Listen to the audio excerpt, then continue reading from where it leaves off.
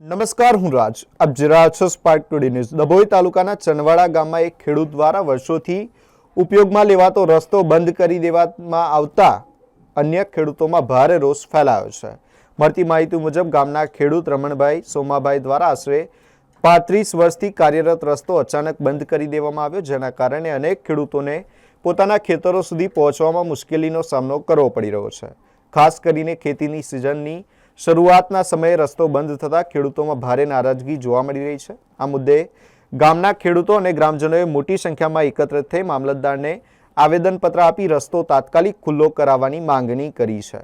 ખેડૂતોનું કહેવું છે કે ખેતી તેમની રોજીરોટીનો આધાર છે અને ખેતરો સુધી પહોંચવાનો માર્ગ બંધ થતાં ખેતીના કામકાજ પર અસર પડી રહી છે. હવે ગ્રામજનો અને ખેડૂતો મામલતદારના નિર્ણયની રાહ જોઈ રહ્યા છે. ચનવાડા ગામની સરપંચ સુધાબેન અને ખેડૂતોને આવવા જવાનો રસ્તો બંધ કરી દીધો છે, એટલે સેવા સદનમાં અમે રજૂઆત કરવા આવ્યા છે.